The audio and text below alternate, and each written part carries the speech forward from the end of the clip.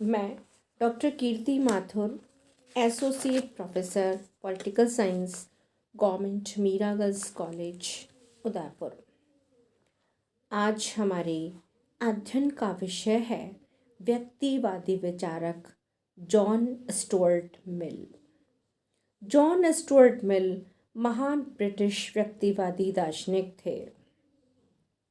John Stuart Mill James Mill का पुत्र था और उसका जन्म 20 मई 1806 को लंदन में हुआ। उनकी औपचारिक शिक्षा का प्रारंभ उनके पिता के कठोर नियंत्रण में हुआ। 3 वर्ष की अवस्था में ही ग्रीक और 8 वर्ष की अवस्था में ही लैटिन पढ़ना शुरू कर दिया। इसी अवस्था में उन्होंने प्लेटो तथा हेरोडोटस को भी पढ़ लिया। 12 वर्ष की अवस्था में उन्होंने दर्शन शास्त्र और अरस्तु के तर्कशास्त्र का अध्ययन किया।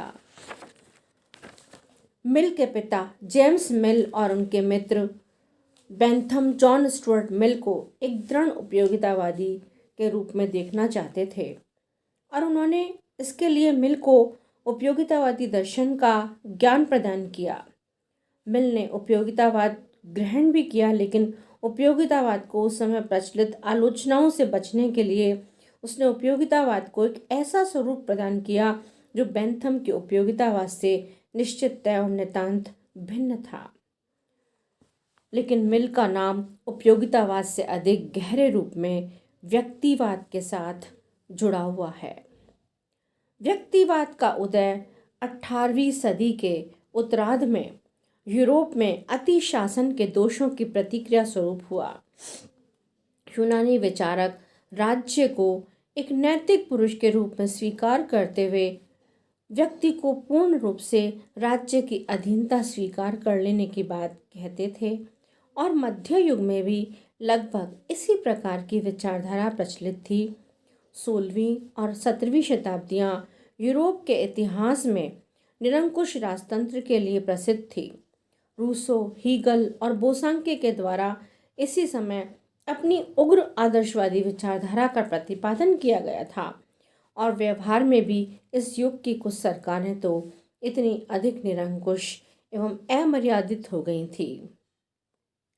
18वीं सदी की औद्योगिक क्रांति ने इस अव्यवस्था को असहनीय बना दिया और उद्यमी, प्रतिभाशाली और साहसी व्यक्तियों ने स्वतंत्र रूप से कार्य करने तथा राज्य के अनुचित हस्तक्षेप को समाप्त करने की मांग करना प्रारंभ कर दिया।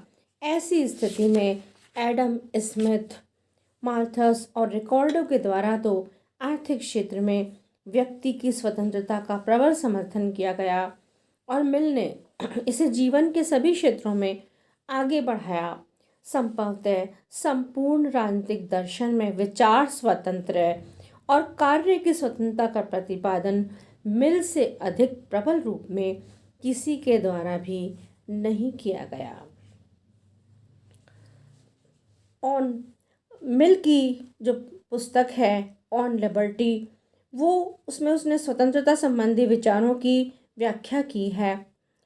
मिल की अन्य पुस्तक पॉलिटिकल इकोनॉमी, राजनीतिक अर्थशास्त्र, एक पीढ़ी तक ब्रिटेन के पाठ्यग्रंथ के रूप में प्रयोग होती रही।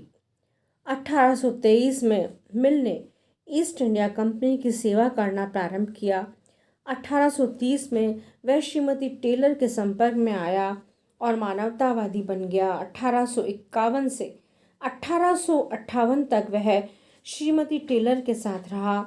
1865 से 1868 तक वह ब्रिटिश संसद का सदस्य रहा और 1876 में उनका देहावसान हो गया। मिल ने बहुत सारी पुस्तकें लिखी हैं। मिल ने आचार शास्त्र, न्याय शास्त्र, अर्थशास्त्र और राजनीति शास्त्र आदि सभी विषयों पर लिखा है।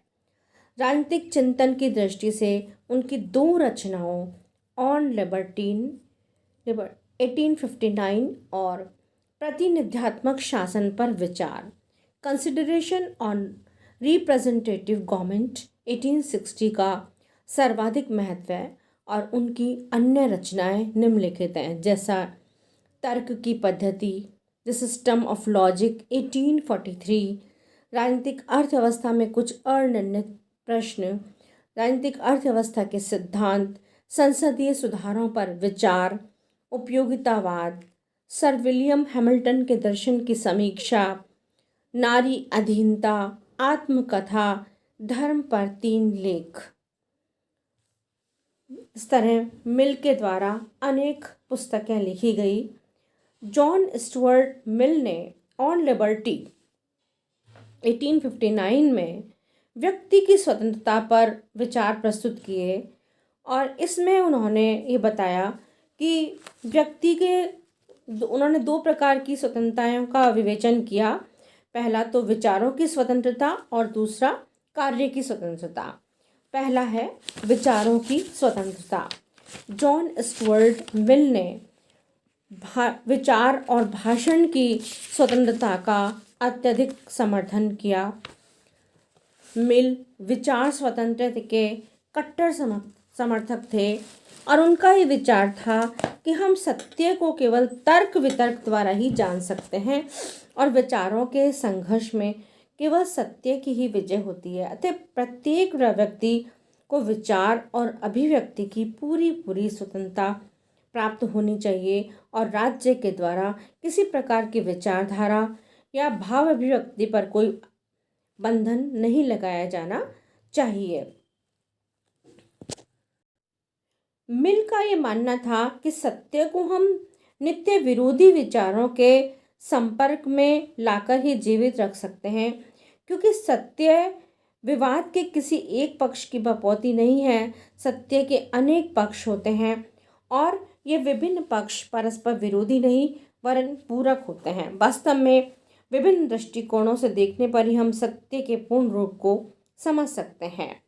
जॉन स्टुअर्ट मिल ने न केवल सभी सामान्य व्यक्तियों को वरन सनकी व्यक्तियों को भी विचार की स्वतंत्रता देने के पक्ष में थे, क्योंकि उनका ये मानना था कि जिन्हें एक जमाने में सनकी समझा गया वे आज महान व्यक्ति समझे जाते हैं। सुकरात और ईसा मसीह अपने ज़माने में तो सनकी समझे जाते थे, लेकिन आज हमारी दृष्टि में पूज्य हैं। और उनका ये कहना था कि 10 सनकी व्यक्तियों में से 9 निरर्थक बुद्धू हो सकते हैं, किंतु 10वां व्यक्ति मानव जाति के लिए इतना लाभदायक हो सकता है जितने अनेक साधारण व्यक्ति मिलकर भी नहीं हो सकते।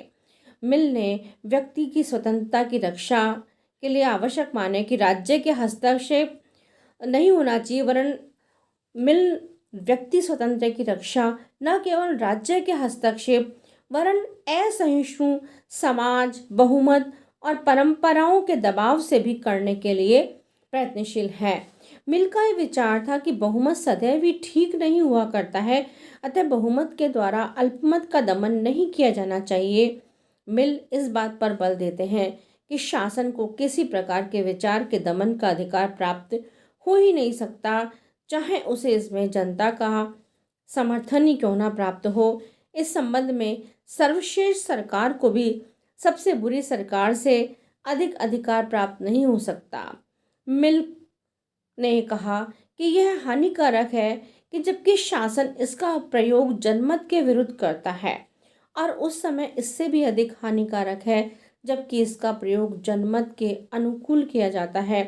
यदि एक व्यक्ति को छोड़कर संपूर्ण मानवता एक ही विचार की हो तो भी मानवता को इस एक व्यक्ति को मौन रखने का इससे अधिक अधिकार नहीं हो सकता जितना कि उस व्यक्ति को, यदि उसके पास शक्ति है हो तो संपूर्ण मानवता को मौन रखने का अधिकार हो सकता है। विचार और अभिव्यक्ति की स्वतंत्रता का समर्थक बनकर जॉन स्टुअर्ट मिल ने वास्तव में इंग्लैंड को संसदात्मक पद्धति और इंग्लैंड के विचार विमर्श में विश्वास को ही मान्यता दी है। इसके बाद हम पढ़ेंगे कि जॉन स्टुअर्ट मिल ने कार्य की स्वतंत्रता पर भी बहुत अधिक बल दिया। कार्य की स्वतंत्रता पर जॉन स्टुअर्ट मिल के विचार। मिल के द्वारा विचार और अभिव्यक्ति की स्वतंत्रता के पूरक रूप में कार्य की स्वतंत्रता का प्रतिपादन किया गया। जॉन स्टुअर्ट मिल के अनुसार कार्य स्वतंत्रता में व्यक्ति का व्यक्तित्व प्रकट होता है और यह उसकी आत्मोन्नति का मार्ग है। उसके अनुसार कार्य की स्वतंत्रता मानव जीवन के सुख का एक मुख्य तत्व है और वही वैयक्तिक एवं सामाजिक प्रगति का भी आवश्यक तत्व है। लेकिन उनका ये मानना था कि विचार अभिव्यक्ति की स्वतंत्रता और कार्य की स्वतंत्रता में एक अंतर है, और वो अंतर ये है कि हमारे कार्यों का जो प्रभाव है वो समाज के अन्य व्यक्तियों के जीवन पे भी पड़ता है। इसलिए समाज या अन्य व्यक्ति अपनी सुरक्षा के हित में व्यक्ति की स्वतंत्रता पर आपत्ति कर सकते हैं। इसलिए एक व्यक्ति को विचार की स्वतंत्रता तो निरपेक्ष रूप में प्राप्त हो सकती है, लेकिन कार्य की स्वतंत्रता उस सीमा तक ही प्राप्त हो सकती है जहाँ तक यह स्वतंत्रता अन्य व्यक्तियों को इसी प्रकार की स्वतंत्रता में बाधक नहीं बनती। जॉन स्टुअर्ट मिल ने मनुष्य के कार्यों को दो भागों में विभाजित किया, स्वयं विषयक सेल्फ रिगार्डिंग और पर विषयक अदर्स रिगार्डिंग। पहले क्षेत्र के अंदर मतलब स्वयं विषयक कार्य में वे कार्य आते हैं जिनका संबंध व्यक्ति के व्यक्तिगत जीवन से होता है, और इसमें सोना, पहनना, खाना, आचार विचार आदि कार्य होते हैं।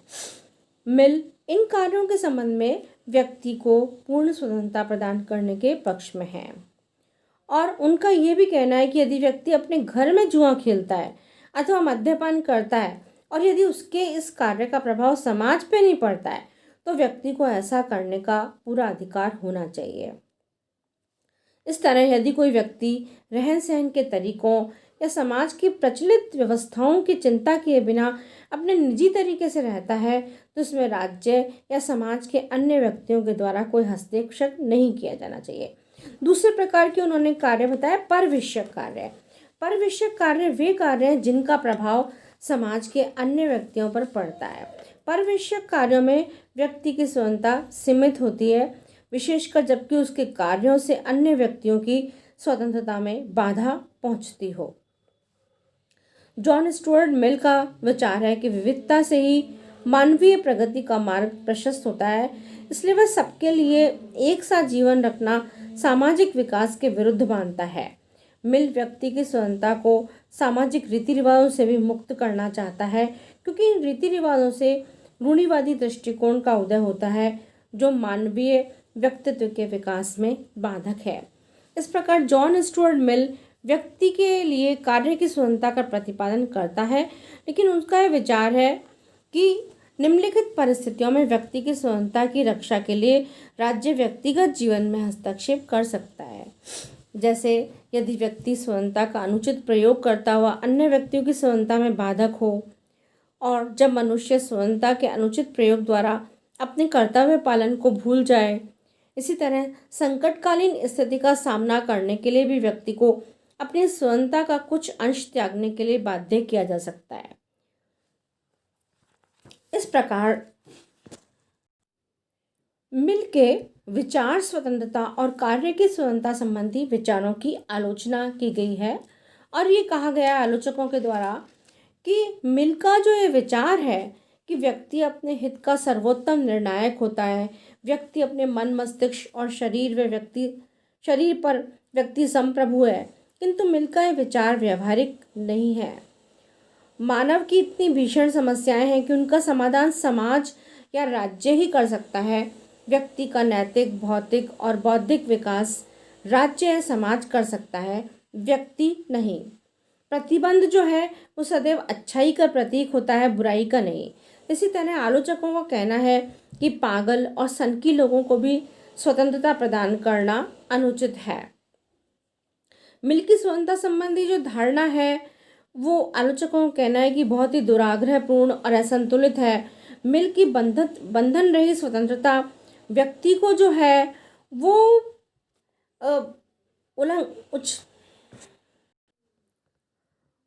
अनुचित व्यवहार करने पर विवश करती है।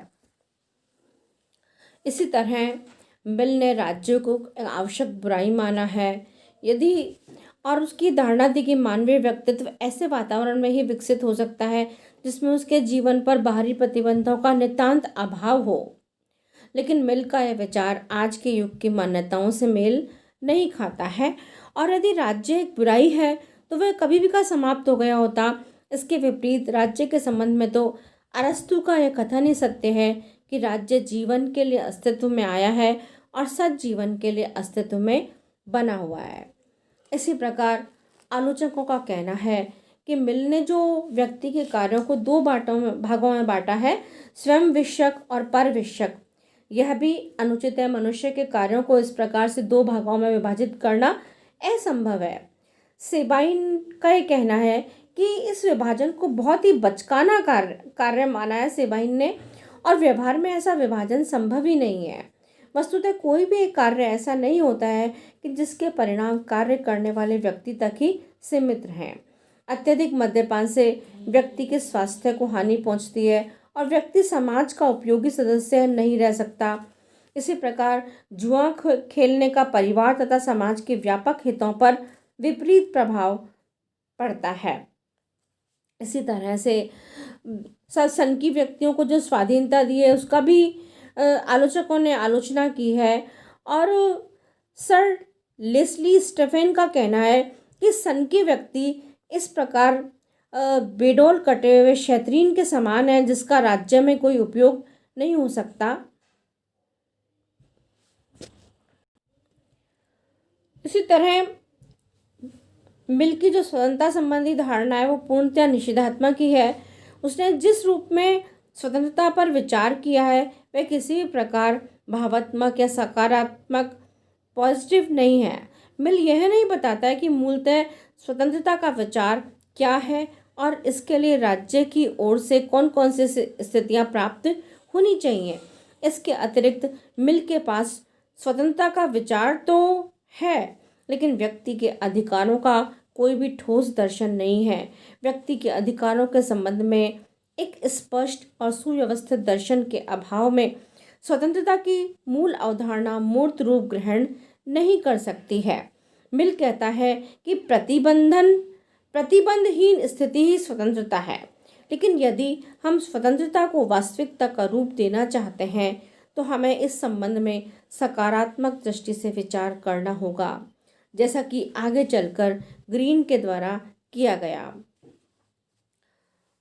मिल की स्वतंत्रता की धारणा पर की अनेक आलोचनाएं हमने पढ़ी हैं, लेकिन मिल की इन आलोचनाओं के बाद भी मिल का जो दर्शन है वो राजनीति विज्ञान के लिए एक महत्वपूर्ण विचार है। मिल के विचारों व कार्यों की स्वतंत्रता के समान व्यक्ति हित का अन्य कोई विचार नहीं है। मैक्सी का ये कहना है कि विचार और अभिव्यक्ति की स्वतंत्रता के संबंध में मिल का लेख इस विषय पर संपूर्ण राजनीतिक साहित्य में आज सर्वश्रेष्ठ लेखों में से एक है, जिसने वही उत्कृष्टता प्राप्त की है जो Milton, Spinoza, Voltaire, Rousseau, Paine, Jefferson तथा विचार और अभिव्यक्ति की स्वतंत्रता के दूसरे समर्थकों ने प्राप्त की हुई है।